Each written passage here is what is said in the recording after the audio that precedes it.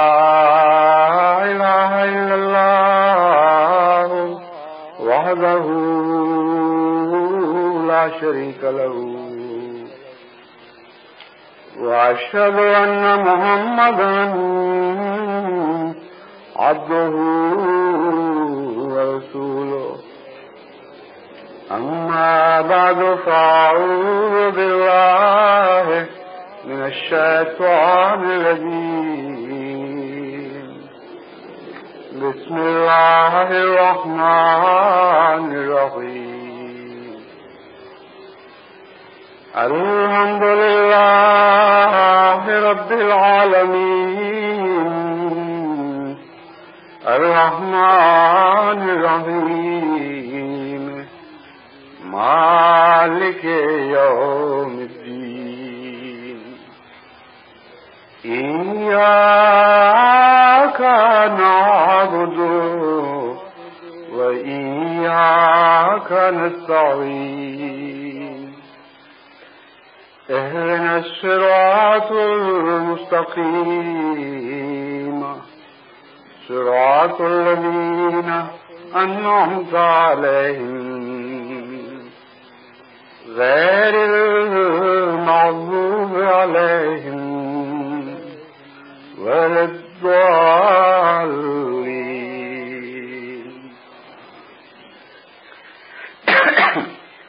آج اللہ تعالیٰ کے فضل کے ساتھ جماعت احمدیہ جرمنی کا سالانہ جلسہ شروع ہو رہا ہے. عموماً تو دستور یہی ہے کہ جمعے کے دن جلسہ شروع ہوتا ہے، لیکن افتتاحی خطاب جمعے کے بعد اس مجلس میں ہوتا ہے جو خالصتاً جلسے کی غرض سے بلائی جاتی ہے. لیکن اس روایت سے ہٹ کر آج میں نے اس خواہش کا اظہار کیا کہ میرا خطاب جو افتتاحی ہے وہ جمعے پر ہی رکھ لیا جائے اور جمعہ اور افتتاحی خطاب اکٹھے ہو جائیں، کیونکہ مجھے اس کے جمعے اور افتتاحی خطاب جب اکٹھے ہو چکے ہیں ان کے مان بعد واپس جانا ہے، اور واپسی سے پہلے مان بات تو نہیں کہنا چاہیے تھا، کچھ عرصے کے بعد، لیکن واپسی سے پہلے بہت سے اور کام ہیں جو یہاں کرنے ہیں. کچھ میٹنگز ہیں مجلس عاملہ وغیرہ سے، کچھ اور دوسرے جماعتی کاموں کے سلسلے میں وقت صرف کرنا ہے. اس لیے مجبوراً میں باقی وقت آپ کے ساتھ نہیں رہ سکوں گا.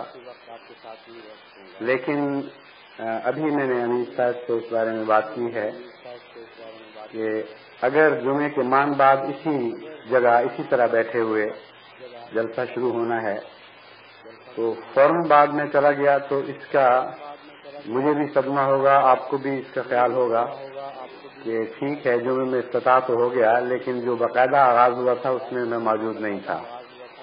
اس لیے میں نے تھوڑی سی یہ ترمیم کر لی ہے اس پروگرام میں کہ جمعے کے بعد جب جلسہ شروع ہوگا تو تلاوت اور نظم میری موجودگی میں ہو جائیں گے. اس کے بعد افتتاحی دعا بھی ہم اکٹھے کر لیں گے، پھر میں آپ سے اجازت چاہوں گا. دوسرے اس کی اتنی بھی ضرورت پیش آ گئی کہ آپ لوگوں کو جب تک نعرے نہ لگائیں مزہ نہیں آتا، اور یہ آپ کی مجبوری خاص طور پر ہے کیونکہ دنیا کی جتنی بھی جمہوریہ جماعتیں میرے نظر میں ہیں اور بہت بڑی تعداد ہے جو میری نظر میں ہے، ان میں نوجوانوں کا ایسا تناسب اور کہیں نہیں جیسا جرمنی میں ہے. اس وقت یہ جماعت کا اجتماع ہے لیکن سرسری نظر سے کوئی پہچان نہیں سکتا کہ یہ جماعت کا اجتماع ہے یا خدام الانبیاء کا اجتماع ہے. اس پہلو سے آپ کا خون ماشاءاللہ گرم ہے اور جلسے پہ نعرے لگانے کی عادت ہے اور جمعے پہ نعرے لگا سکتے نہیں، منع ہے. اس لیے کچھ آپ کو خلا کا احساس رہ جانا تھا. تو چند منٹ جو آپ کے ساتھ گزاروں گا اس پر بے شک جتنے نعرے لگانے لگا لینا، لیکن جمعے کے آداب کو ملحوظ رکھتے ہوئے اس خطاب کے درمیان، اس خطاب کے دوران ہرگز کسی قسم کی کوئی آواز بلند نہ ہو. گزشتہ چند خطبات میں تقویٰ کی طرف جماعت کو توجہ دلاتا رہا ہوں اور یہ سلسلہ ابھی آگے بڑھانے کا پروگرام ہے. آج بھی اسی موضوع سے متعلق میں چند باتیں آپ کے سامنے رکھتا ہوں. کچھ ہو سکتا ہے پہلے بھی بیان کر چکا ہوں، لیکن بطور خاص آج کے اجتماع میں سمجھتا ہوں کہ تقویٰ کے ایک دو ایسے پہلو ہیں جن کا یہاں بیان کرنا بہت ضروری ہے. میں اس سے پہلے بتا چکا ہوں کہ تقویٰ ایسے خوف کو نہیں کہتے جیسے کسی جنگلی جانور سے یا فرضی ہوے سے خوف ہوتا ہے. تقویٰ کا یہ ترجمہ اللہ کا خوف اختیار کرو، اللہ کا ڈر اختیار کرو، یہ ایک زبان کی مجبوری ہے، ورنہ حقیقت میں ڈر اور خوف تقویٰ کے مضمون کو ہرگز بیان نہیں کر سکتے. وجہ یہ ہے کہ ڈر کے نتیجے میں تو انسان دور بھاگتا ہے، جس چیز سے خوف ہو اس سے ہٹتا ہے اور بچتا ہے. اور اللہ سے تعلق میں تو خدا تعالیٰ تقویٰ کے ذریعے بندے کو اپنی طرف کھینچتا ہے. جتنا تقویٰ کا معیار بڑھتا چلا جاتا ہے اتنا ہی زیادہ انسان اپنے آپ کو خدا کی گود میں محسوس کرتا ہے. حضرت مسیح موعود علیہ السلام فرماتے ہیں، ابتدا سے تیرے ہی سایہ میں میرے دن کٹے، گود میں تیری رہا میں مثل طفل شیر خار. کہ میرے آقا، مجھے تو جب سے ہوش آئی ہے میں نے اپنے آپ کو تیرے ہی سایہ رحمت تلے پایا ہے، گود میں تیری رہا میں مثل طفل شیر خار. عمر گزرتی گئی مگر میں نے ہمیشہ اپنے آپ کو تیری گود میں اس طرح محسوس کیا جیسے ایک دودھ پیتا بچہ اپنی ماں کے گود میں ہوتا ہے. تو دودھ پیتے بچے کو تو ہر دوسری چیز سے خوف ہوتا ہے سوائے ماں کی گود کے، بلکہ اس کا خوف کا احساس ہی ماں کی گود سے علیحدگی کے نتیجے میں شروع ہوتا ہے. ایک دودھ پیتے بچے کی نفسیات پر جب ماہرین نفسیات نے مزید غور کیا اور تحقیق کی تو ان کو پتہ چلا کہ اس کے لیے سوائے گود کے اور خصوصاً ماں کے گود کے اور کوئی امن کی جگہ نہیں. اور جو بچے اس گود سے محروم رہ جائیں وہ ہمیشہ کئی قسم کی نفسیاتی بیماریوں کا شکار رہتے ہیں. ان کا احساس تحفظ اٹھ جاتا ہے، وہ اپنے آپ کو خالی اور بغیر دفاع کے پاتے ہیں. تو تقویٰ کا یہ معنی کرنا کہ خدا کا خوف اختیار کرو ان معنوں میں جن معنوں میں لفظ خوف کو ہم سمجھتے ہیں، یہ لفظ تقویٰ سے بہت ہی زیادتی ہوگی، کیونکہ اس کا حقیقی مفہوم اس کے بالکل برعکس ہے. خوف ان معنوں میں کہ اس خوف میں ہمیشہ مبتلا رہو کہ خدا سے دور نہ چلے جاؤ، کیونکہ خدا کی دوری کا خوف جو ہے اس سے ڈرتے رہنا، یہ ہے تقویٰ کی حقیقی تعریف. اس سلسلے میں آپ کو اس سے پہلے خطبات میں یہ بتا چکا ہوں کہ تقویٰ دو مرکزی فطرت کے سرچشموں سے پھوٹتا ہے، ایک محبت سے اور ایک خوف سے. وہ خوف کن معنوں میں ہے اس سلسلے میں آئندہ آپ کے سامنے کچھ بیان کروں گا. وہ کون سا خوف ہے جس میں تقویٰ کی جڑیں وابستہ ہوتی ہیں. لیکن بنیادی طور پر سب سے اعلیٰ تقویٰ، سب سے اونچے درجے کا تقویٰ خالصتاً محبت میں جڑیں رکھتا ہے اور محبت الہی سے پیدا ہوتا ہے. بس قرآن کریم نے جب فرمایا ان خیر الزاد التقویٰ، کہ زاد راہ سفر کا خرچ سب سے اچھا تقویٰ ہے، تو اولین معنی اس آیت کے یہ ہیں کہ جہاں کا بھی تم سفر اختیار کرو خدا کی محبت لے کے چلو. خدا کی محبت اگر تمہارے ساتھ رہی تو تمہیں کبھی روحانی طور پر ضعف اور کمزوری کا احساس پیدا نہیں ہوگا. ہمیشہ تمہاری رضا تمہارے ساتھ ہوگی، تمہاری تقویت کے سامان تمہارے ساتھ ساتھ چلیں گے، اور کبھی بھی تم اپنے آپ کو بغیر رزق کے نہیں پاؤ گے. اس سلسلے میں چند باتیں جو میں آپ کے سامنے خصوصیت سے رکھنی چاہتا ہوں یہ ہیں کہ بہت سے احمدی ایسے نوجوان اور بڑے اور چھوٹے بھی ہیں، مرد بھی ہیں اور عورتیں بھی، جنہوں نے जर्मनी का सफर इख्तियार किया और इसी तरह दीगर ममालिक का सफर इख्तियार किया।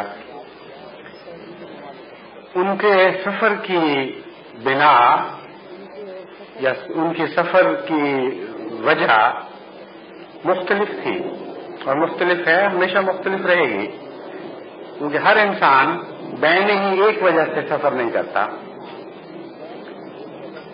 कुछ ऐसे हैं जिनको जज्बाती तौर पर शदीद तकलीफ पहुंची, एक ऐसे मुल्क में बसते हुए जहां उनके बुनियादी हकूक पर पहरे बिठा दिए गए, हर किस्म के मजहबी हकूक उनके तलब कर लिए गए और उनके बुजुर्गों को जिनसे वो बड़ी मोहब्बत और अकीदत रखते थे उनको मुसलसल गालियां दी गईं और दी जाती रहीं और अब भी दी जाती हैं, और इल्म से उनको जुबान खोलने की इजाजत नहीं। तो नौजवान बसा औकात इस सूरत हाल के नतीजे में या तो अपने ऊपर अपना ज़ब्त खो बैठते हैं और कुछ ऐसी हरकत कर गुजरते हैं जो उनके लिए भी अच्छी नहीं और जमात के लिए भी अच्छी नहीं। और बसा औकात ये भी होता है कि अगर ऐसा ना करें और ज़ब्त रखें तो ऐसे नौजवान नफ्सियाती बीमारियों का शिकार हो जाते हैं।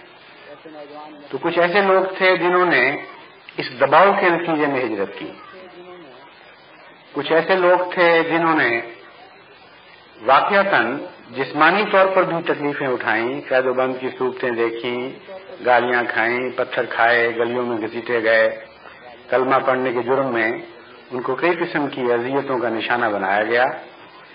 और इसलिए वो इस लिहाज से भी हिजरत के अहल ठहरे कि बाहर की दुनिया जिन चीजों को देखती है वो उनको दिखा सकते थे कि हाँ देखो, अगर जिस्मानी अजियत ही तुम्हारे नजदीक हिजरत का हकीकी मुहर्रिक बननी चाहिए तो हम जिस्मानी अजियत के नतीजे में बाहर आए हैं। लेकिन ये मतलब नहीं कि उनको रूहानी अजियत नहीं थी, ये दोनों चीजें इकट्ठी थी। एक तबका वो भी है, वो भी होगा, और अगरचे मैं उम्मीद रखता हूं कि बहुत थोड़ा होगा, कि जिन्होंने महज इस सूरत हाल से फायदा उठाना चाहा होगा। उन्होंने ये सोचा होगा कि इस हिजरत के दौर तूफान में जब लोग जा रहे हैं हम भी जाएं और अपनी जिंदगी की कैफियत बदलें, अपनी इक्तिसादी हालात बदलें, हमारे घर वाले गरीब हैं, मुश्किलात से गुजारा कर रहे हैं, तो बाहर निकलें और उनके लिए बेहतर कमाई की सूरत पैदा करें। जज्बा तो ये भी नेक है, लेकिन इस नेकी के अंदर एक थोड़ी सी एक खराबी का उनसर भी शामिल हो जाता है। जब वो बाहर जाकर कहते हैं कि हम इस वजह से निकले थे कि जमात अहमदिया के मेंबर होने की वजह से हमारी जिंदगी वहां अजीरन हो गई थी, तो ऐसे भी आप में से होंगे जो ये बात दुरुस्त नहीं कहते। तकलीफ तो थी, लेकिन तकलीफ की वजह से हर शख्स ने हिजरत नहीं की। बाद ऐसे भी हैं जिन्होंने महज इक्तिसादी फवायद की खातिर हिजरत की होगी, लेकिन अमूमी तौर पर यह बात कही जा सकती है, फर्दन फर्दन किसी एक शख्स के मुतालिक ये कहना जायज नहीं कि फलां शख्स ने यह हरकत की है। लेकिन जहां तक उन लोगों का ताल्लुक है जिन्होंने इसलिए हिजरत की, वो खुद जानते हैं, उनके दिल गवाह हैं, और उनसे ज्यादा इस सूरत हाल से कोई बाखबर नहीं है। इस किस्म की हिजरत करने वालों में ऐसे भी हैं जो वहां तकवा के निस्बतन बेहतर मुकाम पर फायज थे, इबादतें भी करते थे, जहां तक तौफीक मिले नमाज बाजमात भी अदा करते थे, निज़ाम जमात से भी ताल्लुक रखते थे, और माली और दीगर कुर्बानियों में जहां तक तौफीक मिलती थी हिस्सा लेते थे, या कम से कम हिस्सा लेने की हसरतें जरूर रखते थे। बहुत से ऐसे थे जो गुर्बत की वजह से मुख्तलिफ किस्म की माली कुर्बानियों में हिस्सा नहीं ले सकते थे, मगर दिल में तमन्ना जरूर थी। और कुछ ऐसे भी हैं जो वहां जमाती नुक्ता निगाह से अच्छी जिंदगी नहीं गुजार रहे थे, ना तो निजाम जमात का फर्क थे, ना इबादत के लिहाज से उनकी सूरत हाल तसल्ली बख्श थी, ना उनको दीन से कोई तभी ऐसी मोहब्बत थी। ऐसे भी थे जो विरसे में अहमदियत को पाने वाले थे, لیکن ان کا اتنا بیٹھنا ایسے لوگوں میں تھا ایسی غلط سوسائٹی میں تھا کہ کئی گندی عادتیں وہ ساتھ لے کر آئے. اب کئی قسم کے لوگ یہاں اکٹھے ہو گئے، نیت کے لحاظ سے بھی اور عملی حالت کے لحاظ سے بھی. لیکن جرمنی میں پہنچنے کے بعد جب آپ کو ایک غیر عمومی نظر سے دیکھتا ہے تو اس کو اس پس منظر کی تخریق کا علم نہیں. اس کو نہیں پتا کہ کون کس نیت سے وہاں سے نکلا تھا، کس حد تک اس میں خدا کا حصہ تھا، کس حد تک اس میں نفس کا حصہ تھا. وہ نہیں جانتا کہ کس معیار کا احمدی پاکستان سے چلا تھا، اعلیٰ اخلاقی قدریں لے کر وہاں سے نکلا تھا یا اخلاقی قدروں سے محروم خالی ہاتھ وہاں سے نکلا تھا. ایسا تھا جو دنیا کے لحاظ سے تو محروم تھا لیکن دین کے لحاظ سے نہیں تھا، یا ایسا تھا کہ دونوں لحاظ سے اس کے دامن میں کچھ بھی نہیں تھا. اس لیے وہ عمومی طور پر جب آپ کا جائزہ لیتا ہے تو آپ کو جماعت کا نمائندہ اور جماعت کا سفیر سمجھتا ہے. اور یہاں آنے کے بعد آپ میں سے کچھ ایسے ہیں جو بدقسمتی سے کیونکہ وہیں سے کمزوریاں رکھتے تھے یہاں آ کر نئی کمزوریوں کا بھی شکار ہو گئے. بہت سے ایسی برائیوں نے کھلے ہاتھوں ان کا استقبال کیا جن کے تصور سے بھی وہاں وہ خوف کھاتے تھے اور وہم بھی نہیں کر سکتے تھے کہ سوسائٹی میں کھلم کھلا میں ایسی حرکت کر سکوں گا. لیکن یہاں کی سوسائٹی نے اپنے دروازے کھولے، ان کا استقبال کیا. برائیوں نے زیادہ استقبال کیا اور خوبیوں نے کم استقبال کیا.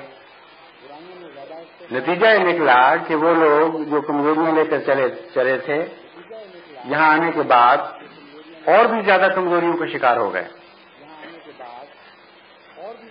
اور چونکہ داغ زیادہ دکھائی دیتا ہے اور بے داغ حصہ کم دکھائی دیتا ہے، ایک سفید چادر پر اگر داغ پڑا ہو تو وہ بہت نظر کو برا لگتا ہے، فوراً پہلے داغ پر نظر جاتی ہے. بعض لوگ جو نوکروں سے کام لیتے ہیں، صفائیوں کا انڈسٹریل ہو یا دکانوں کا یا گھروں کا، وہ جب صفائی کے بعد گھر میں داخل ہوتے ہیں یا دکان میں داخل ہوتے ہیں تو چاروں طرف نظر ڈالتے ہیں اور صفائی ان کو خوشی نہیں دیتی، لیکن جو گندا داغ ہے وہ جہاں بھی پڑا ہو وہی نظر ان کو پکڑ لیتی ہے. کہتے ہیں اچھا اس کا نام تم نے صفائی رکھا ہوا ہے، یہ تو گندا داغ رہ گیا ہے، تم کمزور ہو، تم نکمے ہو. اور کئی قسم کی سخت زبانیں اس کے خلاف استعمال کرتے ہیں اور اس کی صفائی کو بھول جاتے ہیں. تو ایسی جماعت جو دنیا کے سامنے جماعت کے بانی نے تقویٰ کے اعلیٰ معیار کے طور پر نمونہ کے طور پر پیش کی ہو، جس کے متعلق اس نے دعویٰ یہ کیا ہو کہ میں تم ہی میں سے نسبتاً کمزور اور ادنا حالت میں لوگوں کو پکڑتا ہوں اور اللہ کی دی توفیق کے ساتھ ان میں ایک پاک تغیر پیدا کرتا چلا جا رہا ہوں. ایک نئی روحانی پرندوں کی جماعت تمہاری مردہ مٹی سے پیدا کر رہا ہوں، یہ دعویٰ کیا ہو تو دنیا کی نگاہ اور بھی زیادہ برائیوں کی تلاش میں مستعد ہو جاتی ہے اور بہت نمایاں طور پر اس کو گندے داغ دکھائی دینے لگتے ہیں. اور اگر یہ داغ زیادہ ہوں اور بدقسمتی سے ایسے لوگ زیادہ آئے ہوں جو کمزوریاں لے کر باہر نکلے ہیں تو دیکھنے والا بالعموم باقی سب کو نظر انداز کر کے انہی کمزور لوگوں پر نظر رکھے گا اور جماعت احمدیہ کے متعلق جو بھی تصور باندھے گا ان کو پیش نظر رکھ کر باندھے گا. اس لحاظ سے آپ پر بہت ہی زیادہ ذمہ داری عائد ہوتی ہے. اور پھر جب آپ سے یہ توقع کی جاتی ہے کہ آپ تبلیغ کریں، آپ انقلاب عظیم برپا کر دیں، اس ملک کی حالت بدل دیں، اس ملک کا شکریہ اس طرح ادا کریں کہ انہوں نے آپ کو اقتصادی اندھیروں سے روشنی کی طرف نکالا ہے، آپ ان کو روحانی اندھیروں سے روشنی کی طرف نکالیں اور حل جزاء الاحسان الا الاحسان کا یہ عمل کر کے دکھائیں کہ ادنا احسان کے بدلے ان پر اعلیٰ احسان کریں.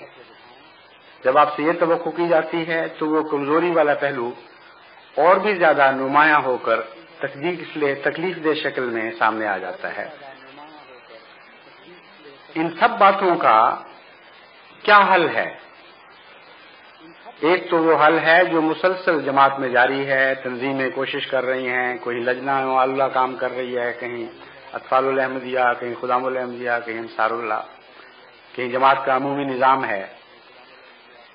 اور یہ ایک بہت ہی لمبا کام ہے اور ہمیں جلدی ہے، ہمارا وقت تھوڑا ہے، ہمیں بہت جلدی انقلاب برپا کرنا ہے. ہم صبر سے انتظار نہیں کر سکتے کہ مدتوں کے بعد آہستہ آہستہ منج کر یہ لوگ صاف ہوں اور پاک ہوں. تو اس کا کیا حل ہے؟ اس کا سب سے اعلیٰ، سب سے اول اور سب سے آخر، سب سے نمایاں اور سب سے زیادہ مؤثر حل یہ ہے کہ آپ کو محبت الہی کے تقویٰ کی تعلیم دوں. آپ کو بتاؤں کہ سب بیماریوں کا حل ایک ہی ہے کہ ہر شخص کمزوری کی کسی حالت میں بھی ہے، فوری طور پر اپنے رب سے محبت اور پیار کا تعلق پیدا کرنے کی کوشش کرے. یہ وہ تعلق ہے جس کے ساتھ کڑوی نصیحتیں شامل نہیں ہیں. یہ وہ تعلق ہے جس کے ساتھ نظام کی پکڑ شامل نہیں ہے. یہ وہ تعلق ہے جس کے ساتھ کوئی تانامیزی شامل نہیں ہے. کوئی دنیا کی سزا کا اس میں دخل نہیں. ایک لمحہ آپ کی زندگی کا آپ کے اندر ایک عظیم روحانی انقلاب برپا کر سکتا ہے، اور وہ لمحہ اس فیصلے کا لمحہ ہے کہ آپ نے اپنے رب سے محبت کرنی ہے، اس کی یاد کو دل میں بسانا ہے، زیادہ سے زیادہ اس کے قریب ہونے کی کوشش کرنی ہے. اگر یہ لمحہ آپ کو نصیب ہو جائے تو خواہ آپ دنیا اور آخرت دونوں لحاظ سے خالی ہاتھ پاکستان سے چلے تھے، آپ کو دونوں جہان کی دولتیں نصیب ہو جائیں گی. نہ آپ تہی دامن رہیں گے دنیا کے لحاظ سے، نہ آپ تہی دامن رہیں گے آخرت کے لحاظ سے. اور وہی لمحہ محبت الہی کا لمحہ ہے جو دونوں جہان کی دولتیں نصیب کرنے والا لمحہ ہے. اسی لیے سب سے زیادہ زور قرآن کریم نے محبت کے تقویٰ پر دیا ہے، اور اسی لیے حضرت اقدس محمد مصطفیٰ صلی اللہ علیہ وآلہ وسلم کی زندگی میں بھی اللہ تعالیٰ سے تعلق، عشق کا تعلق، اللہ تعالیٰ سے تعلق کو آپ کے دشمنوں نے بھی عشق کے تعلق کے طور پر دیکھا. عرب جو آپ کے شدید دشمن تھے وہ بھی برائیوں کی تلاش میں اس سے بہت زیادہ تھے جتنا یہاں کا ماحول آپ کی برائیوں کی تلاش میں ہے. لیکن بڑی گہری نظر کے مطالعہ کے بعد اور بڑی گہری دشمنی کی نظر کے مطالعہ کے بعد انہوں نے یہ فیصلہ دیا کہ عاشق محمد الربہ، کہ ہمیں تو یہ پتہ لگ رہا ہے کہ یہ شخص محمد صلی اللہ علیہ وسلم اپنے رب کا عاشق ہو گیا. اور جب عرب عشقہ کا لفظ ان معنوں میں بولتا تھا تو مراد یہ ہوتی تھی کہ عشق میں پاگل ہو گیا، دنیا و مافیا کی ہوش نہیں رہی، سب کچھ گوا بیٹھا ہے، سوائے اللہ اللہ کے اس کو کچھ یاد ہی نہیں رہا اور کچھ اس کے اوپر کسی رنگ میں اثر انداز ہی نہیں ہوتا، صرف خدا کا تصور ہے جو اس کی زندگی پہ چھا گیا ہے. اسی مضمون کو قرآن کریم نے بیان فرمایا، لیکن بدقسمتی سے بعض لوگوں نے اس کو سمجھا نہیں اور اس کے غلط معنی کیے، جبکہ خدا نے فرمایا وَوَجَدَكَ ضَالًّا فَهَدَىٰ،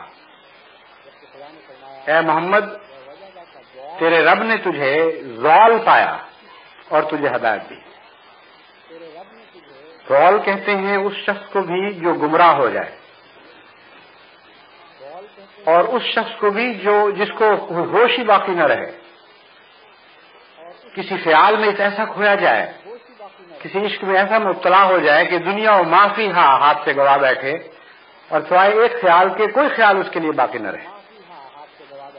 تو ضالن سے مراد یہ تھی کہ اللہ نے تجھے اپنے عشق میں ایسا سرگردان پایا کہ سب کچھ تیرے ہاتھوں سے کھویا گیا، سوائے خدا کے ذکر کے کچھ بھی باقی نہیں رہا. بس اس حالت کو دیکھ کر اللہ نے تجھ پر پیار کی نظر ڈالی، فہدا، اس نے پھر خود تیری ہدایت کا سامان فرمایا، انہیں اپنا وصل عطا کیا۔ تو حقیقت یہ ہے کہ سب سے آسان سفر خدا کی راہ میں اور سب سے زیادہ قوی تربیت کرنے والا عنصر تقویٰ کا عنصر ہے، جو محبت الہی پر مبنی ہو۔ اس کے بغیر آپ کا ہر سفر مشکل ہوگا۔ بہت سے لوگ مجھے جرمنی سے خصوصیت کے ساتھ خط لکھتے ہیں اپنی مشکلات میں دعاؤں کے لیے۔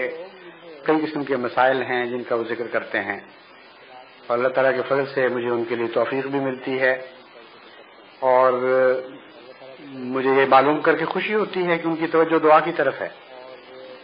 لیکن بعض دفعہ ایسے خطوں سے بعض تکلیف دہ شکلیں بھی سامنے آتی ہیں۔ بعض لوگ لکھتے ہیں کہ ہم نے اتنی دعائیں کی، کچھ بھی نتیجہ نہیں نکلا، اتنی سرکھپائی خدا کے سامنے کی، اتنا کچھ مانگا، لیکن ابھی تک کچھ نہیں ہوا، اس لیے آپ کچھ اور زور لگائیں کہ یہ کام ہو جائے۔ تاثر یہ پیدا ہوتا ہے کہ گویا ہر شخص کی دعا سننے اور اسے ماننے پر خدا پابند بیٹھا ہوا ہے۔ ایسے لوگ دعا کا فلسفہ ہی نہیں سمجھتے۔ حقیقت یہ ہے کہ دعا کا فلسفہ بھی تقویٰ کے بغیر سمجھ نہیں آ سکتا۔ ابھی کل کی بات ہے، وہاں بیلجیم میں مقامی بیلجین احمدیوں سے میں نے گفتگو شنید کی تو ان کو اس طرف متوجہ کیا، اور اسی مضمون پر روشنی ڈالتے ہوئے میں نے بعض باتیں ان کے سامنے کھولیں جو میں آپ کے سامنے بھی۔ خدا سے دعا مانگنے والے بندے مختلف انواع کے بندے ہوتے ہیں، مختلف قسموں کے لوگ ہیں۔ کچھ ایسے ہیں جن پر جب تک انتہائی مصیبت کا وقت نہیں آتا وہ خدا سے دعا مانگنے کی طرف متوجہ نہیں ہوتے۔ شدید بے قراری پیدا ہو جائے، غرق ہو رہے ہوں، کینسر نے گھیر لیا ہو، مر رہے ہوں، ایسی قسم کی کوئی اور ناگہانی مصیبت یا پرانی بیماری بڑھتے بڑھتے ناقابل علاج ہو چکی ہو، جب ایسی مشکلات کا سامنا آتا ہے تو پھر وہ خود بھی دعا کرتے ہیں اور غیروں کو بھی، دوسروں کو بھی دعا کے لیے لکھتے ہیں۔ یعنی ضرورت میں وہ جو حد سے بڑھ جائے وہ خدا کی یاد دلاتی ہے۔ اور کچھ ایسے ہیں جو وقتاً فوقتاً ضرورت کے وقت خدا کو یاد کرتے رہتے ہیں اور ضرورت پورا ہونے پر بھلا بھی دیتے ہیں۔ لیکن کچھ ایسے ہیں جو ضرورت سے بے نیاز اپنے رب سے پیار کا تعلق رکھتے ہیں۔ خدا ان کی زندگی کا جز بن چکا ہوتا ہے، وہ اس کے بغیر رہنے کا تصور ہی نہیں کر سکتے۔ ان تینوں گروہوں کی حالتیں مختلف ہیں۔ پہلا گروہ جو ہے وہ تو اس قسم کا نظریہ رکھتا ہے کہ میں بھی تجھے اس وقت یاد کروں گا جب اور کوئی چارہ ہی نہیں رہے گا، اور اس سے ادنا حالت میں تجھے یاد کرنے کا کوئی سوال نہیں۔ جب ہر بات، ہر طاقت مجھے چھوڑ دے گی، جب کوئی اور سہارا باقی نہیں رہے گا، پھر میں تجھے یاد کروں گا، لیکن اس طرح کہ آزماؤں گا۔ اگر تم نے میری بات مان لی تو میں تیری عزت کروں گا، اگر نہیں مانی تو میں تجھے 100 گالیاں بھی دوں گا کہ تو کہاں سے خدا بنا پھرتا ہے۔ میں نے تو اتنی حد کر دی، ماتھا رگڑا، منتیں کی، اور تم نے بات ہی نہیں سنی۔ میری دعاؤں کے ہوتے ہوئے میرا فلاں دوست مر گیا، میں فلاں مصیبت کا شکار ہو گیا، میرا قرضہ نہیں اترا، یہ نہیں ہوا، وہ نہیں ہوا، اور تو عجیب خدا ہے، اس لیے میرا تجھ سے کوئی تعلق نہیں تھا۔ ان کی دعا حقیقت میں ایک چیلنج کا رنگ رکھتی ہے، ایک مقابلے کا رنگ رکھتی ہے، ایک بغاوت کا رنگ رکھتی ہے۔ وہ چاہتے ہیں کہ خدا کو جب بھی یاد کریں ایک نوکر کے طور پر یاد کریں، ایک ادنا غلام کے طور پر یاد کریں، اور وہ بھی روزمرہ بلانے والا نوکر نہیں، ایسا نوکر جو کہیں دور بٹھایا گیا ہو، جس کی شکل دیکھنا بھی انسان عام حالات میں گوارا نہ کرتا ہو، لیکن کبھی ضرورت مجبور کر دے کہ ہاں اسے ضرور بلایا جائے اور اس سے کوئی گندا کوئی مشکل کام لیا جائے۔ اس دعا کو دعا کہنا کہاں کی عقل مندی ہے؟ اس دعا کے متعلق یہ تصور باندھنا کہ یہاں دل سے نکلے گی اور عرش پر فوراً سنی جائے گی، یہ کہاں کی ہوش مندی ہے؟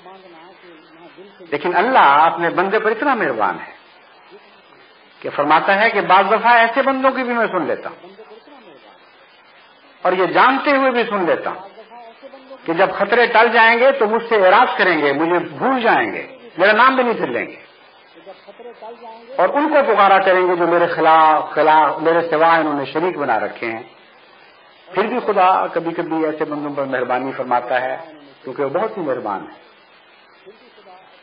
لیکن جہاں تک انسان کے زاویہ نگاہ کا تعلق ہے، اس کا ہرگز حق نہیں، ہرگز اس کو زیبا نہیں کہ اس دعا کو حقیقی معنوں میں دعا سمجھے اور پھر اس دعا پر ایسا انحصار کرے کہ گویا خدا پابند ہو چکا ہے اس حکم کو ماننے پر، اور اگر نہیں مانے گا تو پھر میں سمجھوں گا کہ ہے ہی کوئی نہیں۔ جو لوگ ایسی شرطیں لگاتے ہیں اور ایسی حرکتیں کرتے ہیں ان کو معلوم ہی نہیں کہ خدا کیا ہے، اور یہ وہی لوگ ہیں جن کی سنی بھی جائے تو تب بھی وہ خدا کو پا کر کھو دیتے ہیں۔ انہیں کے متعلق قرآن کریم فرماتا ہے کہ ہم جانتے ہیں کہ بڑے خود غرض بندے تھے، میں نے تو ان کی سن لی، انہوں نے مجھے چھوڑ دینا ہے کیونکہ اس لائق نہیں ہے کہ میرے ساتھ رہیں۔ اس لیے دراصل ان کا چھوڑ دینا اس بات کو ظاہر کرتا ہے کہ ان کی دعا سنتے وقت خدا جانتا تھا کہ ضرورت تو میں پوری کر دوں گا لیکن میرے ساتھ رہنے کے لائق نہیں ہے۔ اسی قسم کی ایک دعا کا ذکر قرآن کریم میں اس فرعون کی دعا کے ذکر کے طور پر ملتا ہے جو موسیٰ علیہ الصلوۃ والسلام کے مقابلے پر نکلا تھا۔ جب وہ غرق ہونے لگا تو اس نے دعا کی کہ اے خدا تو مجھے نجات بخش، میں آج اس وقت موسیٰ اور ہارون کے رب پر ایمان لاتا ہوں۔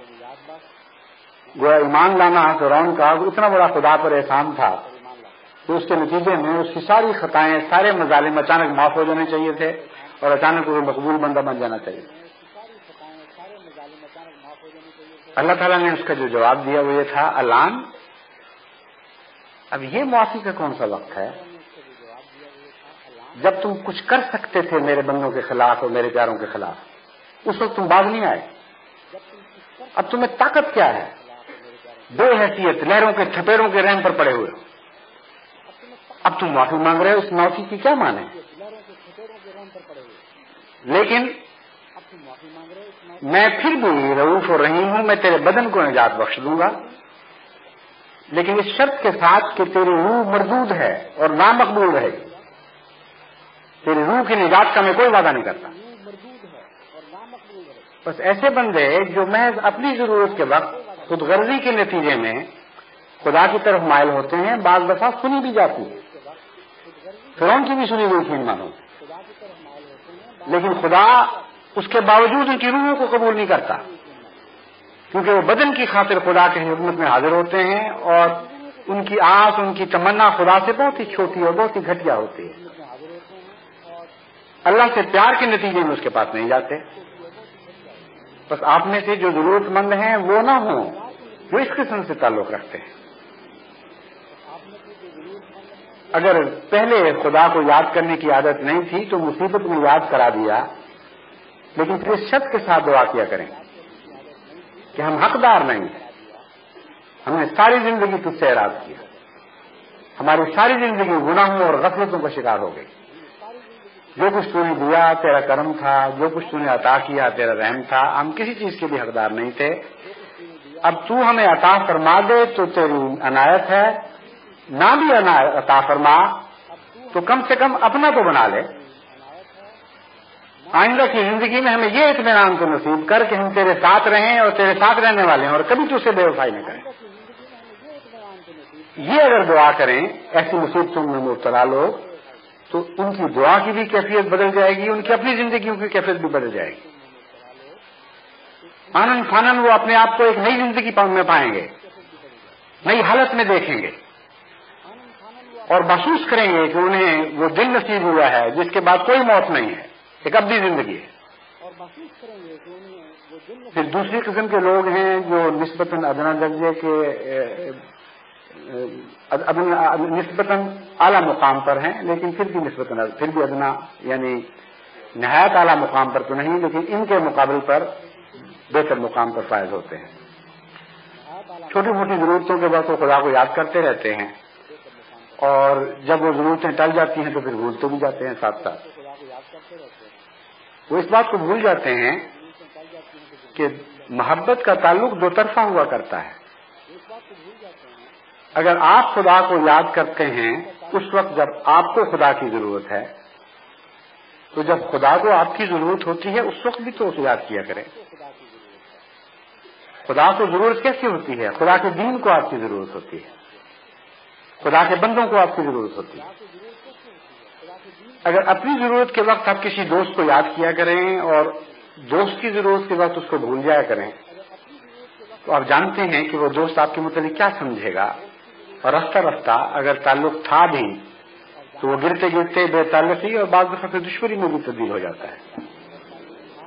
آپ کے ساتھ اگر کوئی ایسا سلوک کرے کہ جب ضرورت پڑے آپ کے پاس آ جایا کرے، منتیں خوشامد کرے، خوشامدیں کرے، معافیاں مانگے اور کہہ دے کہ اب میرا کام کر دو، مجھ سے بڑی غلطیاں ہوئیں، بسا اوقات آپ اس کی بات مان بھی لیتے ہیں، رحم کا بھی سلوک کرتے ہیں، عفو کا سلوک کرتے ہیں، معاف کرتے چلے جاتے ہیں، مگر کب تک؟ اگر مسلسل اسی طرح کرے کہ جب آپ کو ضرورت پیش آئے تو وہ آپ سے منہ موڑ لے، اعراض کرے، بلکہ باتیں بنائے اور کہے کہ تم آ گئے ہو اپنا کام کروانے کے لیے، تمہیں پتہ ہی نہیں کہ ہماری اور ذمہ داریاں کتنی ہیں، تمہیں تو ہوش ہی اور کوئی تم سمجھتے ہو کہ میں خالی تمہاری خاطر بیٹھا ہوں. اگر اس قسم کی باتیں کرے تو آپ کے دل میں اس کی کیا قدر باقی رہ جائے گی؟ اللہ بھی بندوں سے بندوں والا معاملہ فرماتا ہے، ورنہ وہ تو لامحدود ہے. ذاتی طور پر وہ کیا سوچتا ہے، کس طرح سوچتا ہے، اس کے احساسات ہیں یا نہیں ہیں، یہ سارے ایسے راز ہیں جن کو خدا کے سوا یا ان بندوں کے سوا جنہیں وہ راز عطا فرمائے اور کوئی نہیں جانتا.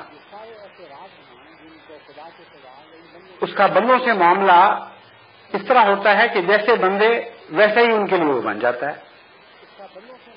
اس لیے خدا کو سمجھنے کے لیے اپنی فطرت کو سمجھنا ضروری ہے، اپنے احساسات کو پہچاننا ضروری ہے. چنانچہ حضرت اقدس محمد مصطفیٰ صلی اللہ علیہ وآلہ وسلم نے یہ راز ہمیں سکھلا دیا، اور بڑا گہرا راز ہے، بہت سادہ سا فقرہ ہے، لیکن اس میں معرفتوں کا سمندر پنہاں ہے. آپ نے فرمایا کہ اللہ تعالیٰ نے آگے آپ کو خبر دی، انا عند ظن عبدی بی. بندے کا ظن تو مجھے سما ہی نہیں سکتا ویسے، لیکن میں بندے کے ظن کے مطابق ہو جاتا ہوں. مطلب یہ ہے کہ چھوٹا سا بچہ ایک لمبے چوڑے قداور باپ کو تو پہنچ نہیں سکتا، وہ جھک جاتا ہے، نیچے ہو کر اس کی پیشانی کا بوسہ لے لیتا ہے یا اس کو اٹھا کے گلے سے لگا لیتا ہے. تو حضرت صلی اللہ علیہ وآلہ وسلم کو اللہ تعالیٰ نے یہ راز سمجھا دیا کہ بندے کا کسی بھی مقام پر ہو، میرے مقابل پر تو اتنے ادنا، اتنے بے حقیقت، اتنے بامانی ہیں، ان کا دماغ خواہ بظاہر آسمان کی چوٹیوں سے باتیں کرتا ہوں، لیکن میرے علم اور میرے فہم اور میرے ہمیشگی کے حکمت کے سرچشمے کے مقابل پر اس کی کوئی بھی حیثیت نہیں. پھر کس طرح ہمارا ملاپ ہو؟ کیسے ممکن ہے کہ ہم اکٹھے ایک سطح پر ایک دوسرے سے باتیں کر سکیں؟ فرمایا انا عند ظن عبدی بی. بندہ میرے مطابق نہیں ہو سکتا، میں بندے کے مطابق ہو جاتا ہوں. میں کہتا ہوں اچھا میں چھوٹا ہو جاتا ہوں تمہارے ساتھ، جس طرح ماں باپ چھوٹے سے بچے سے چتلی باتیں شروع کر دیتے ہیں. یہ تو نہیں کہ ان کو باتیں کرنی بھول جاتی، یہ ان کی عظمت کا اظہار ہوتا ہے، ان کی چھوٹے پن کا اظہار نہیں ہوتا. جس زبان میں بچہ ان سے باتیں کرتا ہے اسی زبان میں وہ اس سے باتیں شروع کر دیتے ہیں. اگر وہ چھوٹے قد کا ہے تو نیچے جھک جائیں گے، اگر وہ لیٹا ہوا ہے تو گھوڑے میں سر رکھ کے اس سے پیار کریں گے. غرضی کے جس سے پیار ہو اس کے مطابق ہونے کی انسان کوشش کرتا ہے. تو ایسے اللہ تعالیٰ نے بھی یہ راز سمجھایا کہ میں بندے کے مطابق ہو جاتا ہوں. اس لیے خدا کو سمجھنے کے لیے اپنی فطرت کا مطالعہ کریں، اپنے جذبات اور احساسات اور اپنے احساسات کے رد عمل کو جانچیں. پھر آپ کو معلوم ہونا شروع ہو جائے گا کہ آپ سے خدا کیا توقع رکھتا ہے اور آپ کو خدا سے کیا توقع رکھنی چاہیے.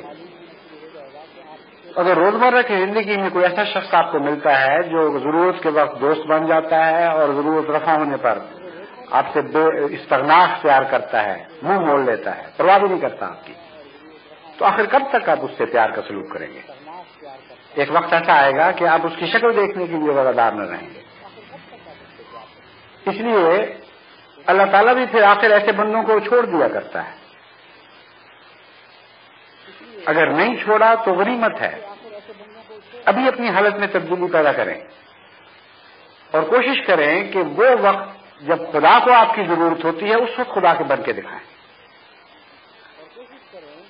حضرت صلی اللہ علیہ وآلہ وسلم نے ایک تنقید خدا کا راہ قیامت کے دن بعض لوگوں سے کہے گا شکوا کرے گا کہ دیکھو میں بھوکا تھا، تم نے تمہارے پاس آیا، تم نے مجھے کھانا نہیں کھلایا. میں پیاسا تھا اور میں تمہارے پاس آیا مدد کے لیے، تم نے مجھے پانی نہ پوچھا.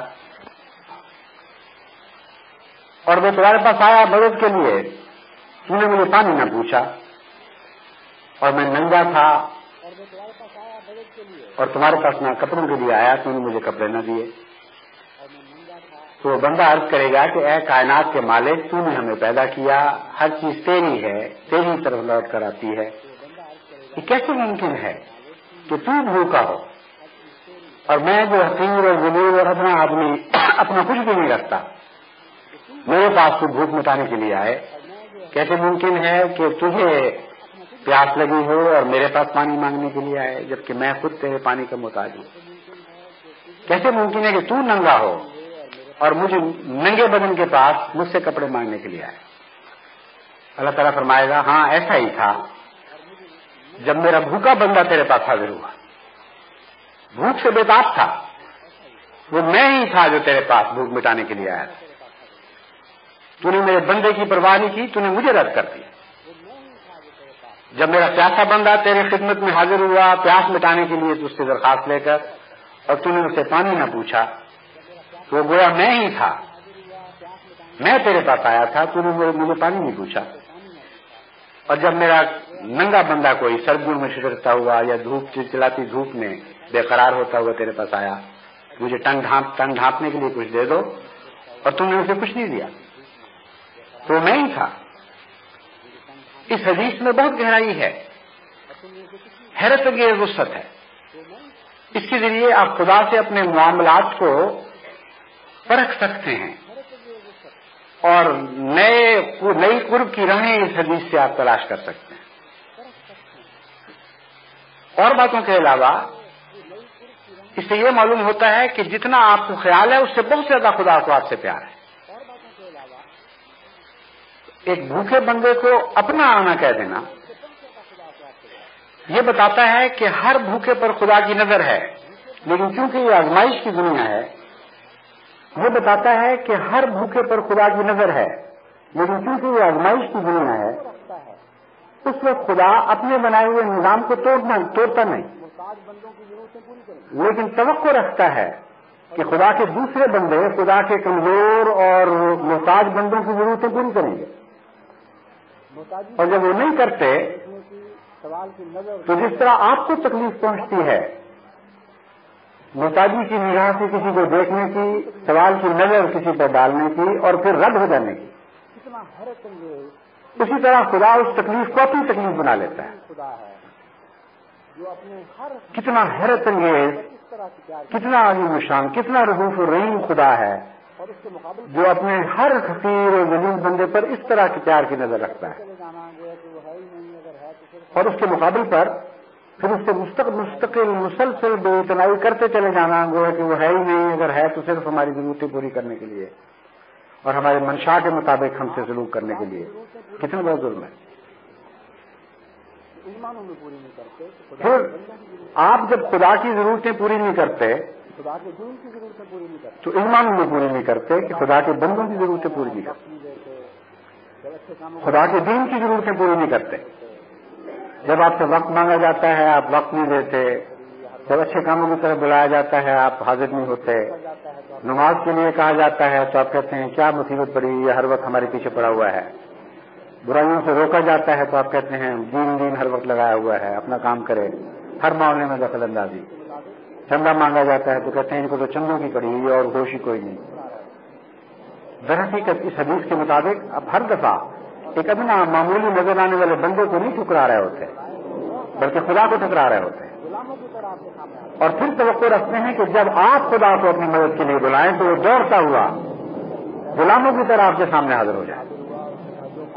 وہ خدا نہ ہوا، وہ تو الہ کا جن بن گیا کہ جب بھی لیمپ کو رگڑا اسی وقت وہ جن حاضر ہوا، اس نے کہا جو کام مجھ سے کروانے کا بعد۔ اللہ تعالیٰ کی عظمت کو پہچانیں اور اس سے پیار کا تعلق اس وقت قائم کرنے کی کوشش کریں جب خدا کو آپ کی ضرورت ہے۔ وہ پیار کا تعلق ایسا ہے جو خدا کبھی نہیں بھولتا، اور وہ پیار کا تعلق ہے جو آپ کی دعاؤں کو تقویت بخشتا ہے۔ وہ کہ اس دوسری حالت سے جس قدر جلد ممکن ہو اس تیسری حالت میں داخل ہو جائیں، یعنی ہر وقت خدا سے کی محبت میں زندہ رہنا سیکھ لیں۔ ہر وقت آپ کی نگاہ اس بات پر لگی رہے کہ میں کس طرح اپنے آقا کو خوش کروں، مجھے اس کی ضرورت ہو یا نہ ہو، میں ایسی حالت میں ہر وقت اپنے آپ کو پاؤں تو گویا خدا کی ضرورتوں کی تلاش میں ہوں۔ میں اپنے نفس کو اس طرح پیش کروں کہ اے خدا مجھے تو اس میں بات میں لطف آتا ہے کہ تیری تیرے دین کی یا تیرے بندوں کی ضرورت ہو اور میں تیری خاطر اسے پورا کر رہا ہوں۔ اس مقام کو قرآن کریم ابراہیمی مقام کہتا ہے۔ وہی مقام ہے جب ترقی کرتا ہے تو محمدیت کے مقام پر فائز ہو جاتا ہے، جس سے اوپر پھر کوئی مقام نہیں ہے۔ تو آپ ابراہیمی مقام سے سفر شروع کریں۔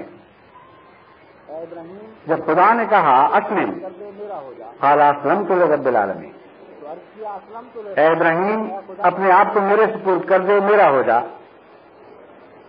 تو عرض کیا اسلمت لرب العالمین، اے خدا میں تو پہلے تیرا ہو چکا، میں تو پہلے سے تیرا ہوں، اس لیے اس کی سوا اور میں کیا کر سکتا ہوں۔ پھر عرض کیا رب ارنی مناسکنا وتب علینا، اے خدا تیرا تو ہوں لیکن کچھ قربانیاں تو لے ہم سے، قربانی کرنے کا لطف تو آئے، یہ یقین کے دل میں ہو کہ ہاں میں واقعتاً تیرا ہو چکا ہوں۔ ارنی مناسکنا، ارنا مناسکنا، ہمیں ہماری قربان گاہیں دکھا، وہ مواقع عطا فرما کہ ہم تیری خدمت کریں اور پھر لطف محسوس کریں کہ ہاں ہم سچے تھے، اپنے عہد میں سچے تھے۔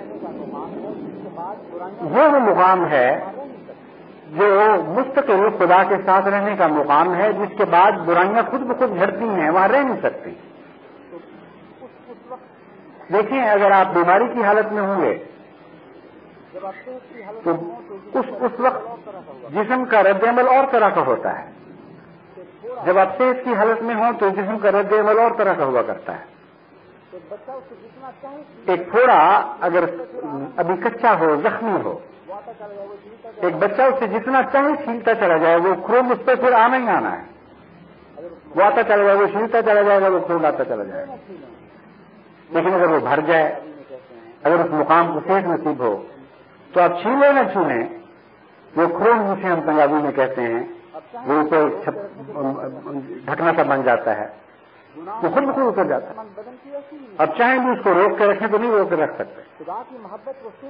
گناہوں اور صحت مند بدن کی ایسی ہی مثال ہے۔ خدا کی محبت وہ صحت بخشتی ہے، وہ تقویٰ عطا کرتی ہے، جس کے نتیجے میں زخم منجمد ہونے شروع ہو جاتے ہیں اور گناہوں کے چھپر خود بخود جسم کو چھوڑتے چلے جاتے ہیں۔ اب چاہیں بھی تو وہ چمٹ نہیں سکتے کیونکہ آپ کا بدن ان کو چھوڑ رہا ہے، ان کو مزید چمٹنے کی اجازت نہیں دیتا، اور بغیر کسی تکلیف کے بلکہ خوشی اور لذت کے احساس کے ساتھ گناہ جھڑتے ہیں۔ تو سب سے آسان، سب سے زیادہ مفید، سب سے زیادہ دیر پا بلکہ سب سے زیادہ وفادار ہمیشہ ساتھ رہنے والا نسخہ یہی نسخہ ہے کہ محبت پر بنا کرنے والا تقویٰ حاصل کریں، اللہ تعالیٰ سے پیار حاصل کریں، پیار کریں اور اس کے وفادار بندے بنیں۔ اس وقت خدا کی خدمت میں حاضر ہوں جب آپ کو کوئی طلب نہ ہو اور کوئی تمنا نہ ہو، کچھ مانگنے کی خواہش نہ ہو، اور خدا کے دین کے لیے اپنے آپ کو مستعد پائیں گے۔ اگر اس وقت آپ خدا کی ضرورت کے لیے فکر مند ہوں گے، اور خدا کے دین کے لیے اپنے آپ کو مستعد پائیں گے. تو سوچے تو صحیح کہ آپ کا دوست جو آپ سے اس طرح کا سلوک کرتا ہو اس کے لیے آپ کیا جذبہ محسوس کرتے ہیں. ایسے بھی بعض دوست ہوتے ہیں جو کبھی اپنی ضرورت کے لیے نہیں آتے. وہ جب آتے ہیں آپ کی ضرورت کی خاطر آتے ہیں. رات کو آئیں گے, دروازہ کھٹکھٹائیں گے کہ شور کی آواز سنی تھی, ہمیں خط خیال پیدا ہوا کہیں کوئی دشمن تو نہیں آیا, کوئی چور تو نہیں آیا, بچے کی آواز آئی تھی اس کو تکلیف تو نہیں, ہمیں حکم دیں, ہم ڈاکٹر کے پاس جاتے ہیں. کئی ایسے دوست ہوتے ہیں دنیا میں بھی جو ہر وقت دوستوں کی ضرورت پر دھیان رکھتے اور ہمیشہ اس دھیان میں فکر مند رہتے ہیں. جب بھی ملتے ہیں آپ کی خاطر آپ کو ملتے ہیں.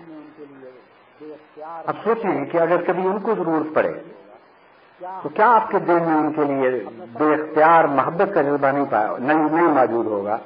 کیا آپ کے دل میں اپنا سب کچھ قربان کرنے کے لیے آمادگی نہیں پائی جائے گی؟ یقیناً اگر انسانی قدریں آپ میں زندہ ہیں تو ہی آپ اس سے سلوک کریں گے. بلکہ آپ کوشش کریں گے کہ آپ بھی اس پر نظر رکھیں, اس کی ضرورت پر نظر رکھیں, کیونکہ آپ جانتے ہوں گے کہ اس نے مجھ سے کچھ نہیں کہنا. تو بعض بندے اسی طرح مجسم دعا بن جایا کرتے ہیں. حضرت مسیح موعود علیہ السلام فرماتے ہیں کہ اس وقت خدا ان پر نظر رکھنے لگتا ہے. دعا منہ سے اٹھنے سے پہلے خدا ان کی ضرورتوں پر نگاہ کرتا ہے. جب وہ سو رہے ہوتے ہیں تو وہ ان کے لیے جاگ رہا ہوتا ہے. جو دشمن سے غافل ہوتے ہیں تو وہ دشمن پر نگاہ کر رہا ہوتا ہے, کیونکہ انہوں نے اپنے معاملے میں خدا تعالیٰ کے ساتھ راست بازی کا معاملہ کیا اور وفا کو انتہائی مقام تک پہنچا دیا. خدا سے بڑھ کر کوئی وفادار نہیں, خدا سے بڑھ کر کوئی راست بازی کا معاملہ کرنے والا نہیں. آپ ایک دفعہ خدا سے اس قسم کا معاملہ کریں, خدا 10 دفعہ 1000 دفعہ انگنت دفعہ اسی قسم کا معاملہ اس سے بہت بڑھ کر شان کے ساتھ آپ سے کرتا چلا جائے گا. تقویٰ کا سودا تو حاصل کا سودا ہے, یہاں کا کوئی تصور اس سودے میں نہیں پایا جاتا. حاصل ہی حاصل ہے, کچھ بھی آپ گوا نہیں سکتے. جتنا آپ کھوتے چلے جائیں گے بظاہر اس سے بے انتہا زیادہ آپ کو عطا ہوتا چلا جائے گا. اس لیے بجائے اس کے کہ خوش نصیحتوں کے ذریعے یا نظام جماعت کی مسلسل محنت اور کوشش کے ذریعے ہم یہ انتظار کریں کہ کب آپ کی حالتیں بدلیں, کب آپ روحانی لحاظ سے دینی لحاظ سے ترقی کرتے ہوئے اس مقام پر پہنچیں کہ باقی دنیا کے لیے بھی روشنی کا مینار بن جائیں. میں نے سوچا کہ یہ نسخہ آپ کو دوں جو مان کام کرتا ہے, جو پھل کے لیے سالوں کا انتظار نہیں کیا کرتا, اس بوڑھے کے درخت کی طرح ہو جاتا ہے جس نے مدتوں اس بات کا انتظار نہیں کیا کہ کب یہ درخت جوان ہو, کب وہ جوان ہو اور پھر اس کو پھل لگے. بلکہ جیسا کہ آپ نے بارہا اس واقعہ کو سنا ہوگا, ایک مسلمان بادشاہ ایک دفعہ ایک سفر پر جا رہا تھا, اس کے ساتھ ایک وزیر تھا, اور اس نے اپنے وزیر کو یہ حکم دے رکھا تھا کہ جب بھی میں سفر پہ جاؤں میری شان کے مطابق کچھ اشرفیوں سے بھری ہوئی تھیلیاں ساتھ رکھ لیا کرو, تاکہ اگر مجھے کوئی بات پسند آئے اور میرا انعام دینے کو دل چاہے تو میری شان کے مطابق کوئی انعام ہو جو میں کسی خوش کرنے والے کو دے سکوں. کیونکہ اس کا دستور یہی تھا, جب بھی سفر پہ جاتا تھا وزیر اس قسم کی تھیلیاں ساتھ رکھ لیا کرتا تھا. ایک موقع پر سفر کرتے ہوئے اس کا ایک بوڑھے کسان کے پاس سے گزر ہوا جو کھجور کی پنیری لگا رہا تھا, ایک جگہ سے کھجور کے چھوٹے چھوٹے پودے منتقل کر رہا تھا دوسری طرف, اور بڑی عمر کا تھا. بادشاہ وہاں کھڑا ہوا اور اس نے اسے تعجب سے پوچھا کہ اے بڑے میاں, آپ تو عمر کے آخری کنارے تک پہنچے ہوئے ہیں, آپ کیوں ایسا کام کر رہے ہیں جس کا پھل آپ نہیں کھا سکتے؟ یہ کھجور تو 9 سال یا 10 سال کے بعد کہیں پھل دے گا, اس وقت تک آپ مر چکے ہوں گے, تو کیوں اپنی محنت ضائع کر رہے ہیں؟ اس بوڑھے نے جواب دیا کہ بادشاہ سلامت, میرے بڑوں نے جو پھل لگائے درخت لگائے تھے میں نے ان کا پھل کھایا, اب میں جو درخت لگاؤں گا میرے چھوٹے بعد میں آنے والے وہ پھل کھائیں گے. اسی طرح ایک نسل دوسری نسل کا شکریہ ادا کیا کرتی ہے. یہ بات بادشاہ کو اتنی پسند آئی کہ جیسا کہ اس کی عادت تھی اس نے ذل کہہ دیا, کیا خوب, بہت ہی عمدہ, اور وزیر کو حکم تھا کہ جب وہ یہ کہے تم فوراً ایک تھیلی اشرف سنگھ کی اس کو پیش کر دو. چنانچہ بادشاہ نے یہ کہا اور وزیر نے اس بوڑھے کو ایک اشرف سنگھ کی تھیلی تھما دی. بوڑھے نے جواب دیا کہ واہ بادشاہ سلامت، کیا شان ہے میرے اس درخت کی کہ دنیا کے درخت تو 9-10 سال انتظار کرتے ہیں پھل کا، میرے اس درخت نے تو ابھی پھل دے دیا. بادشاہ کو یہ بات اتنی پسند آئی کہ اس نے پھر یہ کہہ دیا اور وزیر نے دوسری تھیلی اشرفیوں کی بھری اس بوڑھے کو پکڑا دی. بوڑھے نے کہا اللہ تیری شان، کیسا درخت تم نے عطا کیا ہے کہ دنیا کے کھجور کے درخت تو جب بھی دیتے ہیں سال میں ایک پھل دیتے ہیں اور میرا درخت تو 2 پھل دینے لگا. بادشاہ کے منہ سے پھر یہ نکل گیا اور وزیر نے تیسری تھیلی اس کو پکڑا دی، لیکن ساتھ ہی بادشاہ نے کہا کہ جلدی کرو یہاں سے نکلو ورنہ یہ میرا خزانہ خالی کر دے.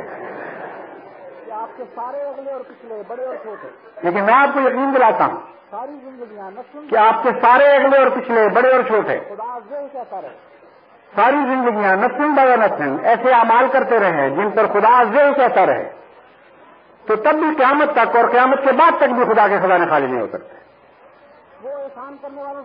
وہ جگہ چھوڑ کر جانے والا نہیں ہے، وہ احسان کرنے والوں سے بے وفائی کرنے والا نہیں ہے. اب جتنا نیک عمل کرتے چلے جائیں گے خدا اور خدا کے فرشتے یہ کہتے چلے جائیں گے اور آپ پر لام اتنا ہی انعامات کی باتیں ہوتی چلی جائیں گی. یہ وہ درخت ہے جسے قرآن کریم شجر طیبہ کہتا ہے. توفی اکلھا من کل حین باذن اللہ. یہ آیت ہے آیت صحیح پڑھی نہیں مگر مضمون اس کا یہی ہے. توفی اکلھا کل حین باذن اللہ باذن ربھا. توفی اکلھا کل حین باذن ربھا. یہ ایسا شجر طیبہ مومنوں کو خدا عطا فرماتا ہے کہ وہ ہر آن پھل دیتا چلا جاتا ہے اور موسم کی انتظار نہیں کرتا. باذن ربھا، آسمان سے خدا یہ کہتا ہے، حکم دیتا ہے تب اس کو پھل لگتا ہے. تو دیکھیے یہ کوئی فرضی قصہ نہیں ہے جو میں آپ کو بتا رہا ہوں. قرآن کریم میں اس درخت کا ذکر ہے اور فرماتا ہے کہ ہر لمحہ جو پھل دینے والا ایک درخت ہے جو قرآن تمہیں عطا کرتا ہے وہ نیک اعمال کا شجر طیبہ ہے جس پر حکم خدا کے حکم کے سوا پھل نہیں لگتا. یعنی جو کچھ ملتا ہے آسمان سے آتا ہے اور خدا اس حکم کو دیتے دیتے تھکتا نہیں. اگر آپ اس درخت کی حالت بہتر بناتے چلے جائیں گے تو یقین کریں کہ ہر لمحہ خدا زہ زہ کی آواز بلند کرتا چلا جائے گا اور خدا کے حکم سے اس درخت کو عظیم الشان روحانی پھل لگتے چلے جائیں گے. بس تقویٰ کی زاد راہ لے کر چلیں. یہ وہ زاد ہے جو ختم ہونے میں نہیں آتی. باقی جتنی تھیلیاں ہیں سفر کی خوراک کی وہ تو خالی ہوتی چلی جاتی ہیں. جتنا لمبا سفر ہوتا چلا جاتا ہے اتنی تھیلی سکڑتی چلی جاتی ہے. اور ایک موقع پر آپ کہہ سکتے ہیں کہ ہمارا زاد راہ ختم ہو گیا. مگر کیا شان ہے قرآن کریم کی، کیسا زاد راہ ہمیں بتایا کہ جو ختم نہ ہونے کی بجائے بڑھتا چلا جاتا ہے اور اس تھیلی کا بوجھ محسوس نہیں ہوتا کیونکہ اس تھیلی کا بوجھ لے کر آپ ہی چلتے آسمان سے ضرورت کے مطابق ہر وقت اس کو پھل ملتا چلا جاتا ہے. پہلے اگر یہ لے کر نہیں بھی چلے تھے تو اب یہ پکڑ لیں. یہ ایک نہ ختم ہونے والی رزق کی تھیلی ہے جو دنیا کے رزق سے بھی تعلق رکھتی ہے اور روحانیت کے آسمانی رزق سے بھی تعلق رکھتی ہے. اگر آپ تقویٰ کے ذریعے اس زندگی کا سفر شروع کر دیں، اگر پہلے نہیں بھی تھا اب شروع کر دیں تو دیکھیں گے کہ آپ کی بھی حالت بدلنی شروع ہو جائے گی اور آپ کے ماحول، آپ کے گرد و پیش کی حالت میں بھی ایک عظیم انقلابی تبدیلی رونما ہونے لگ جائے گی. تبلیغ کی طرف میں آپ کو توجہ دلاتا ہوں. تبلیغ کے لیے سب سے زیادہ ضروری چیز تقویٰ ہے.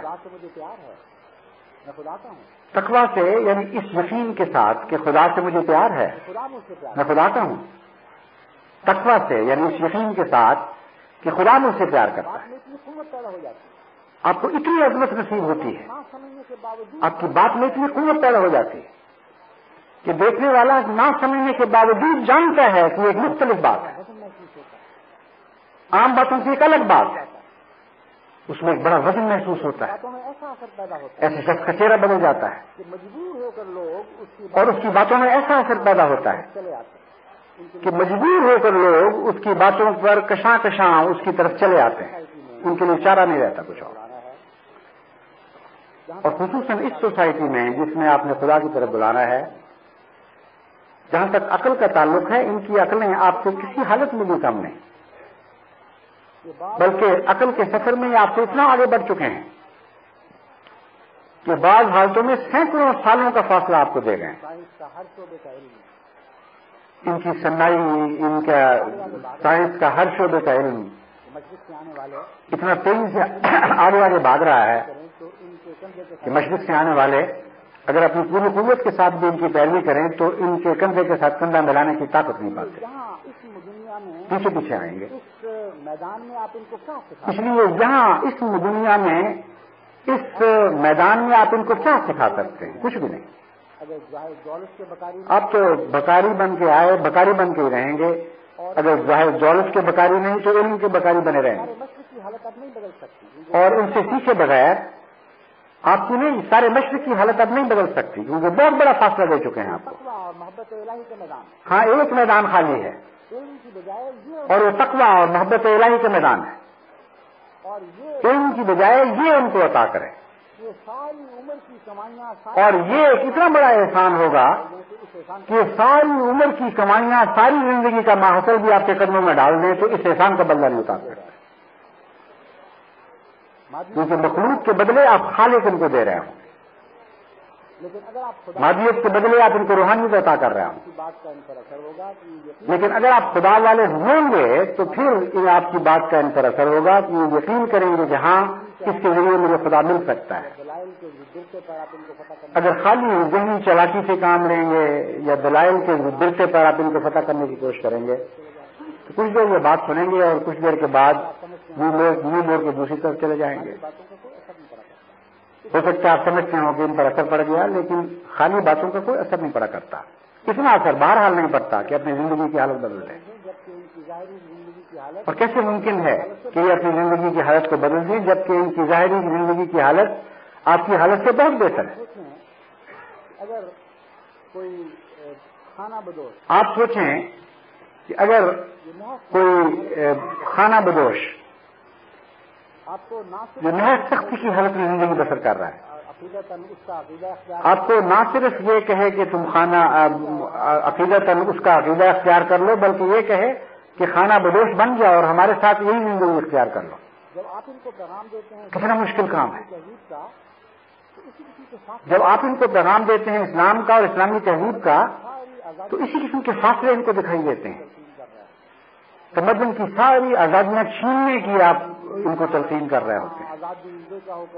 آپ کہہ رہے ہوتے ہیں کہ اعلیٰ زندگی، ناچ گانا، آزادی، جو چاہو کرو، جس طرح چاہو بسر کرو، اچھے کپڑے پورے پہنو، آدھے بدن پہ پہنو، نہ پہنو، سب آزادیاں ہیں، جو رنگ بن جاؤ اختیار کرو، ان سب اداؤں کو چھوڑ دو اور زنجیریں پہن لو، اپنے پور پور کو خدا کی رضا میں اندر جکڑ کے رکھ دو، اپنے وقت کا کچھ بھی نہ رہنے دو، سب کچھ خدا کو دے دو، اور خواہ تمہیں سمجھ آئے یا نہ آئے وہ زندگی کا طریق اختیار کرو جو ہم بتاتے ہیں کہ خدا تم سے چاہتا ہے۔ تو آپ بتائیں کہ اس نئی زندگی میں جو آپ ان کو دے رہے ہیں اور اس پرانی زندگی میں ان کو کتنے فاصلے دکھائی دیں گے؟ بہت ہی مشکل کام ہے۔ اس لیے اگر یہ چھوڑ کر آتے ہیں تو آپ کی خاطر نہیں، آپ کی چلاکیوں کی خاطر نہیں، اس یقین کے نتیجے میں کہ ہاں خدا یہ ہم سے چاہتا ہے۔ اس لیے خدا کے بغیر آپ کس طرح ان کو فتح کر سکتے ہیں؟ خدا کے بغیر آپ کیسے ان میں انقلاب برپا کر سکتے ہیں؟ خدا کے بغیر کیسے تصور کر سکتے ہیں کہ آپ کی تبلیغ کسی قسم کے کرشمے دکھائے گی؟ اور خدا وہ خدا نہیں جو آسمان پر خیالی بسنے والا خدا ہے، خدا وہ خدا جو آپ کی ذات میں بسنے والا خدا ہے، وہ تبدیلیاں پیدا کرے گا۔ اس لیے ہر ذات میں خدا کو بسانا ہوگا، ہر ذات میں خدا کی محبت کا زیادہ راہ داخل کرنا ہوگا، اور ہر شخص کو ضروری ہوگا کہ وہ زیادہ راہ لے کر چلے، خدا کی محبت کے نقطے سکھائے ان لوگوں کو، بتائے کہ ہاں میرے خدا کی محبت کے چسکے پیدا کریں، سے تمہیں زندہ خدا ملے گا، بتائے کہ ہاں میرے سے تمہیں خدا کی محبت ملے گی، مجھ سے تمہیں زندہ خدا ملے گا، نشان دکھانے والا خدا ملے گا، اپنی ہستی کا ہر عام ثبوت دینے والا خدا ملے گا۔ یہ آپ پیغام دیں تو پھر دیکھیں کتنی حیرت انگیز اور کتنی تیزی کے ساتھ تبدیلیاں رونما ہونا شروع ہو جاتی ہیں۔ اس لیے اس بات پر زور دیں، اور چونکہ وقت تھوڑا رہ گیا ہے، اگلی صدی احمدیت کی اگلی صدی اگر سب کر کے آئی کھڑی ہے، بمشکل 2 سال سے بھی کم عرصہ باقی ہے۔ اس عرصے میں آپ نے کم سے کم 1000 جرمن خدا کے حضور تحفے کے طور پر پیش کرنا ہے۔ لیکن اگر خدا کی محبت کا زیادہ یہ کوئی معمولی کام تو نہیں ہے، بالکل معمولی کام ہوگا، لیکن اگر خدا کی محبت کا زیادہ راہ آپ لے کر چلیں گے تو بالکل معمولی کام ہو جائے گا۔ محبت کی خاطر جو خدا کی خاطر، خدا سے اس کی محبت کی خاطر کسی بندے کا یہ چاہے گا کہ خدا کے لیے ایک دن جیتے اس کے غلام کسی بندے کا، مدد نہ کرے، کیسے ممکن ہے کہ خدا اس پر نظر نہ رحم کی نظر نہ فرمائے، اس کی مدد نہ کرے، اس کے لیے راہ آسان نہ فرما دے، خدا خود اس کے بوجھ نہ اٹھا لے؟ یہ نہیں ہوتا۔ اداؤں کے دل میں لازماً خدا ایسے بندے کی بات میں اثر رکھ دے گا، اس کی اداؤں کو جو نشین بنا دے گا، لوگوں کے لیے اسے رد کرنا ممکن باقی نہیں ہے، ممکن اس کی ہستی کو ایسی جذبیت بخشے گا کہ لوگوں کے لیے اسے رد کرنا ممکن نہیں رہے گا۔ طریق کو اختیار کرتے ہوئے اس لیے آپ اس طریق کو اختیار کرتے ہوئے اپنی زندگی کا ایک نیا سفر شروع کریں۔ آپ میں سے بہت سے ہیں جو پہلے اس سفر سے آشنا ہیں۔ سے اندازہ ہو جاتا ہے کہ کس جب مجھے خط ملتے ہیں تو خط کو 2-4 سطروں سے اندازہ ہو جاتا ہے کہ کس مقام کا آدمی ہے، کس تجربے کا آدمی ہے، کس قبیل سے تعلق رکھنے والا ہے۔ اور محبت الہی تو ایسی چیز ہے جو مور کے حروف پر موریں ہوتی ہیں، اور محبت الہی تو ایسی چیز ہے جو مور کے بغیر رہ نہیں سکتے۔ دوسروں کے لیے بھی ختم ہو جاتا ہے، محبت الہی رکھنے والا تو دوسروں کے لیے بھی ختم ہو جایا کرتا ہے۔ یہی ہے چنانچہ خاتم النبیین کے سب سے اعلیٰ معنی یہی ہے کہ خاتمیت کی مہر کہ محمد مصطفیٰ صلی اللہ علیہ وآلہ وسلم کو اللہ کی خاتمیت کی مہر عطا کی، محبت کی خاتمیت عطا کی گئی، اور ایسی جس سے دوسرے نبی گر سیکھیں، محبت الہی کے راز حاصل کریں، ایسے جس سے دوسرے نبی چلنا سیکھیں، محبت الہی کے راز حاصل کریں اور قدم قدم چلنا سیکھیں۔ اتنا عظیم الشان نبی ہے۔ وہ ضرور لگتی ہے، تو خدا کی محبت کی ایک نور ہوتی ہے، وہ ضرور لگتی ہے، موت میں زندہ ہو جاتا ہے، وہ ضرور اپنا نشان چھوڑتی ہے، اداؤں کی کیفیت بڑھ تحریریں اس موت میں زندہ ہو جایا کرتی ہیں، برپا ہو جاتا ہے، اداؤں کی کیفیت بڑھ جایا کرتی ہے، ایک روحانی انقلاب انسان پر برپا ہو جاتا ہے۔ اور بس اس دولت سے آپ استفادہ کریں فیصلے کے لیے اور ایک لمحہ زندگی کا اس بتیرا ہونا چاہتا ہے، فیصلے کے لیے صرف کر دیں، کیا خدا میں تیرا ہونا چاہتا ہوں، میں نے فیصلہ کر لیا ہے، بہت کمزور ہوں، بہت خامیاں ہیں، ہو سکتا ہے بعد میں وہ مجھ سے کمزوریاں سرزد ہوں، مگر اپنا بنائے رکھنا، اور تقویٰ اختیار کبھی مایوس نہ کرنا اس طرح، اگر تو میرے سوالوں ہمت اور تقویٰ عطا کرنا محبت کرتا چلا کہ اگر تو میرے سوالوں کو رد بھی کرے تب بھی میں تجھ سے اسی طرح محبت کرتا چلا جاؤں، خدا کرے کہ ہم اور کبھی تجھ سے بے وفائی کا خیال دل میں نہ لانا۔ اپنے دلوں میں گرا دے خدا کرے کہ ہم اس سبق کو ہمیشہ کے لیے اپنے دلوں میں گرا دے لیں، دلوں میں جانشین کر لیں، ہو کر سارا خون، دلوں کی تہ میں بٹھا لیں، اگر خدا کی محبت دل کیونکہ دل سے ہو کر سارا خون گزرتا ہے۔ اگر خدا کی محبت دل میں جانشین ہو جائے تو خون کے ذرے ذرے میں رس بس جاتی ہے، وجود کے ذرے ذرے تک پہنچتی ہے۔ تو یہ فیصلہ کتنا آسان ہے، دل میں خدا کی محبت کا فیصلہ کر لیا۔ اللہ کرے اس کی توفیق عطا ہو، اور خدا کرے جتنی توقعات آپ سے اس ملک میں عظیم شان انقلاب کی میں وابستہ رکھتا ہوں، اس سے بہت زیادہ توقعات آپ کو خدا تعالیٰ پوری کرنے کی توفیق عطا فرمائے۔ الحمدللہ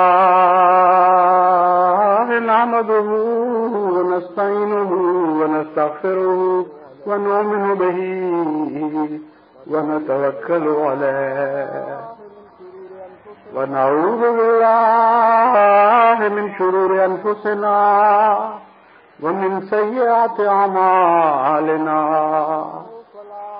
من یهده اللہ فلا مضل له ومن یضللہ فلا هادی له ونشهد ان لا اله الا الله وحده لا شريك له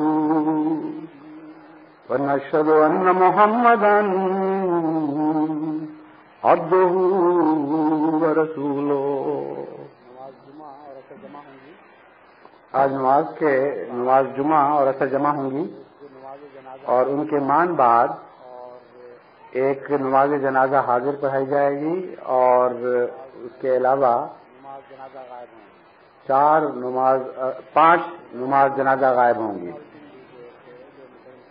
مکرم عزیز اللہ خان صاحب راولپنڈی کے تھے، جو مکرم سمیع اللہ خان اور احسان اللہ خان صاحب جو جرمنی میں یہاں مہاجر ہو کر آئے ہیں، ان کے والد تھے، ان کے پاس آئے ہوئے تھے. دوسری تھے، یہاں دل کا حملہ ہوا اور چند دن کی بیماری کے بعد وفات پا گئے. ان کی نماز جنازہ حاضر ہوگی. آپ نے انتظام کر دیا وہاں لانے کا؟ جنازہ یہاں ہے نا. دوسرے 5 جنازے غائب ہیں. ایک محمد عبداللہ ابو لطفی صاحب، عمر 86 سال، فلسطین کے ابتدائی احمدیوں میں سے تھے. مولانا جلال الدین صاحب شمس رضی اللہ تعالیٰ عنہ کے زمانے میں احمدی ہوئے. اور مکرم عثمان محمد عودہ صاحب جو کبابی جماعت کے سیکرٹری تبشیر ہیں، ان کے والد تھے. ایک شیخ مشتاق احمد صاحب و شیخ شبیر احمد صاحب کی والدہ محترمہ کا جنازہ ہے. یہ مردان، یہ ویسے تو پنجاب کا خاندان ہے لیکن بہت مدت سے مردان میں آباد ہوا اور بہت بڑے سخت ابتلاؤں میں سے، خصوصاً حالیہ گزشتہ ابتلا میں اس خاندان کو بہت تکلیفوں کا سامنا، بہت آزمائشوں کا سامنا کرنا پڑا.